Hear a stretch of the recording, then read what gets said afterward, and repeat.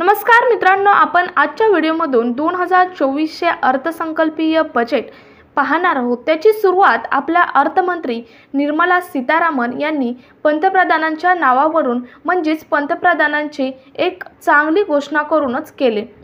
आमचे सरकार पंतप्रधान नरेंद्र मोदी यांच्या सबका साथ सबका विश्वास या मंत्राने पुढे जात आहेत असे त्यांचे गोड कौतुकही केले। विकासाची फळे जनतेपर्यंत पोहोचू लागलेही आहेत असेही अर्थमंत्र्यांनी म्हटले आहे। त्यातील ठळक वैशिष्ट्ये काय आहेत ते आपण पाहूयात। मित्रांनो, पहिलं वैशिष्ट्य त्यांनी सांगितलं, देशाला एक नवी दिशा आणि नवी आशा मिळाली आहे। भारतीय अर्थव्यवस्थेने गेल्या 10 वर्षात चांगली कामगिरी केली आहे। सर्वांसाठी घरे, प्रत्येक घरात पाणी आणि प्रत्येक घरात वीज यावर भर दिला आहे। शेतकऱ्यांसाठी MSP वाढला आहे। त्यानंतर या सरकारने भ्रष्टाचार संपवला आहे। मित्रांनो, यामध्ये बोलताना त्या बोलल्या, अर्थमंत्री निर्मला सीतारामन म्हणाल्या की प्रत्येक घरात पाणी, प्रत्येक घरात वीज, गॅस, वित्तीय सेवा आणि बँक खाती उघडण्याचे काम केले आहे। अन्नविषयक समस्या दूर केल्या आहेत। 80 कोटी लोकांना मोफत अन्नधान्य देण्यात आलेही आहे। त्यानंतर त्या बोलल्या की 25 कोटी गरीब लोकांना बाहेर काढण्यात आले आहे। यामध्ये बोलताना बोलल्या, सरकार सबका साथ आणि सबका विकास यावर काम करत आहे। गरीब महिला, तरुण आणि शेतकरी या सरकारचे मुख्य प्राधान्य आहे। त्यानंतर पुढचा मुद्दा त्यांनी मांडला की DBTद्वारे थेट बँक खात्यात पैसेही जमा केले आहेत। आज पैसे थेट बँक खात्यात ट्रान्सफर केले जातात। आमच्या सरकारने रस्त्यावरील विक्रेत्यांना आर्थिक मदतही केली आहे। पुढचा मुद्दा त्या बोलल्या की 10 वर्षात महिलांना 30 कोटी रुपयांचे मुद्रा कर्जही दिले आहे। गेल्या 10 वर्षात आम्ही महिलांना म्हणजेच ज्या महिला उद्योजक आहेत त्यांना 30 कोटी महिलांना मुद्रा योजनेतील कर्जेही दिले आहेत।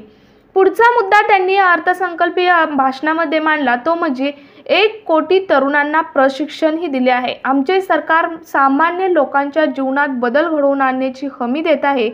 प्रत्येक क्षेत्रात विकासाचा निर्धार करून काम करत आहे आणि 1 कोटी तरुणांना प्रशिक्षण दिले आहे। यामध्ये संपूर्ण लक्ष ही रिफॉर्म, ट्रान्सफॉर्म, परफॉर्म यावर असेल।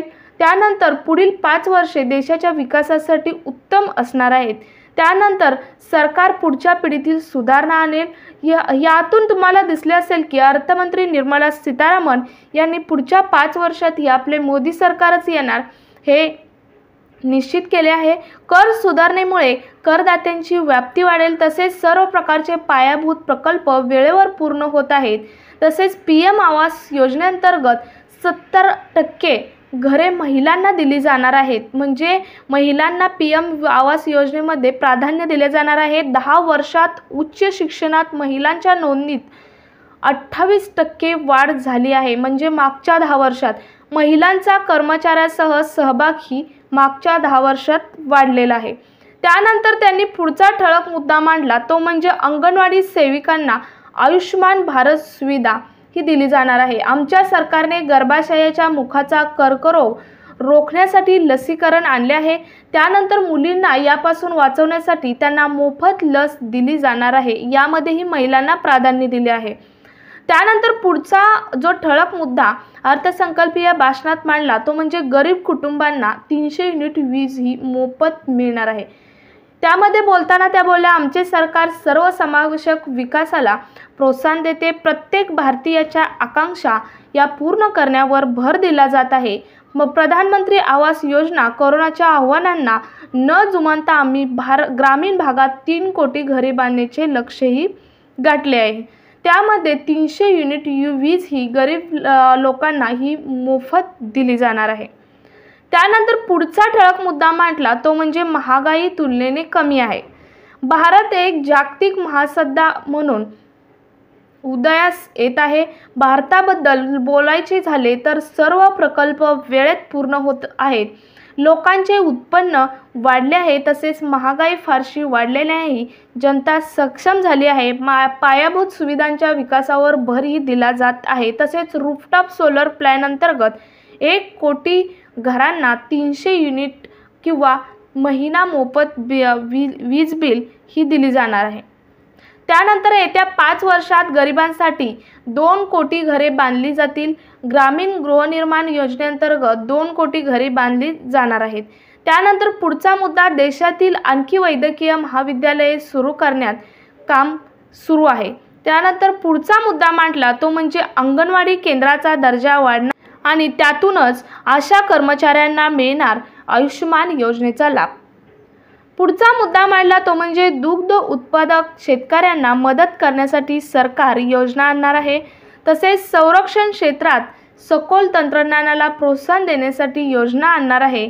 तसेच शेतीसाठी आधुनिक साठवण पुरवठा साखळीवर भर, तसेच सरकार माहे आणि भुईमूग लागवडीला अधिक प्रोत्साहन दिले जाणार आहे. तसेच करोडपती दीदींची संख्या 20 लाखांवरून 30 लाखांपर्यंत वाढणार आहे. तसेच FY25 मध्ये 11.1% अधिक इन्फ्रा खर्च केल्या जातील. तसेच FY25 साठी 11.11 लाख कोटी कॅपेक्स जाहीर केले आहे. पुढचा मुद्दा म्हणजे 40,000 रेल्वे डबे वंदे भारत मानक डब्यात रूपांतरित केले जातील. त्यानंतर छोट्या शहरांना जोडण्यासाठी सरकार 570 नवीन मार्गावर उडान योजना ही आणणार आहे.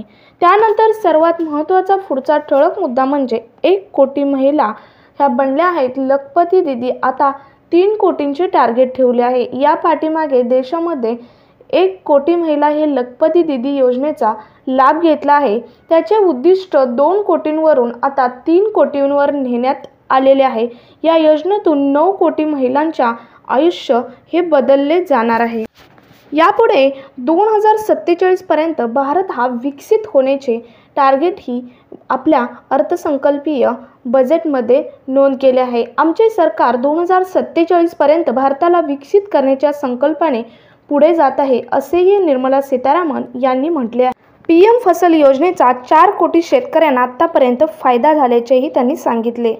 यानंतर सर्वात महत्त्वाचा मुद्दा म्हणजे आयकर स्लॅबमध्ये कोणताही बदल केला नाही.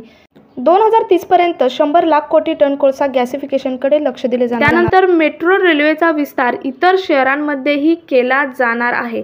मित्रांनो, त्यानंतर पुढचा आणि सर्वात महत्त्वाचा मुद्दा म्हणजे 10 वर्षात कर संकलन 3 पटीने वाढले आहे, असे आपल्या अर्थमंत्री निर्मला सीतारामन यांनी घोषित केले आहे. त्यामध्ये बोलताना त्या बोलल्या की वित्तीय तूट 5.1% राहण्याचा अंदाज आहे आणि खर्च 44.90 कोटी रुपये असून अंदाजे महसूल 30 लाख कोटी रुपये आहे. त्यानंतर पुढचा मुद्दा त्यांनी ठळक वैशिष्ट्यांमध्ये मांडला तो म्हणजे अर्थसंकल्पात रेल्वे क्षेत्रासाठी काय अपेक्षित आहे. तर गेल्या वेळी सरकारने रेल्वेसाठी 2.4 लाख कोटी रुपये दिले होते. त्यानंतर रेल्वे सर्व शेअर्समध्ये प्रचंड तेजी नोंदवण्यात आली आहे आणि गेल्या 1 वर्षात IRCTC तसेच RNFL तसेच IRFC तसेच IRCON सह अनेक रेल्वे शेअर्समध्ये 300 ते 500% वाढही झालेली आहे. त्यानंतर पुढचा मुद्दा मांडला तो म्हणजे आयकर दरांमध्ये कोणताही बदल अपेक्षित नाही. सर्वात महत्त्वाचं म्हणजे या अर्थसंकल्पीय बजेटमध्ये मजूर, शेतकरी आणि महिलांवर फोकस करण्यात आला आहे. त्यावेळी बोलताना अर्थमंत्री निर्मला सीतारामन बोलल्या, निवडणुकीपूर्वी अर्थसंकल्पात कामगार, शेतकरी आणि महिलांशी संबंधित योजनांवर लक्ष राहू शकते. मोदी सरकार कल्याणकारी योजनेच्या माध्यमातून सर्वसामान्यांना दिलासा देण्याचा प्रयत्न करणार आहे. तसेच शेतकऱ्यांसाठी किसान सन्मान निधीची रक्कमही वाढवली जाणार आहे पुढील येणाऱ्या काळामध्ये. आणि सर्वात महत्त्वाचं म्हणजे अर्थमंत्र्यांकडून या घोषणांवर पुढील काळात येणारे लक्ष राहणार आहे. त्यामध्ये कोणते मुद्दे आहेत तर गृहकर्जाच्या व्याजावरील कर कपातीची मर्यादा 2 लाख रुपयांवरून 4 लाख रुपयांपर्यंत वाढवण्याची शक्यता आहे.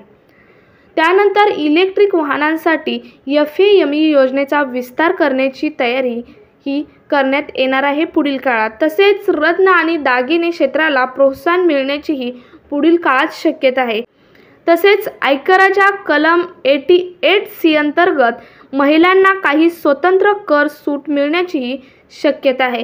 मित्रांनो, या 4 ठळक वैशिष्ट्ये आहेत ती अर्थमंत्री निर्मला सीतारामन यांनी पुढील काळात आम्ही जास्त फोकस करू असेही सांगितले आहे 4 मुद्द्यांवरती. सो मित्रांनो, हे होते ठळक मुद्दे जी की 2024च्या बजेटमध्ये अर्थमंत्री निर्मला सीतारामन यांनी मांडले आहेत.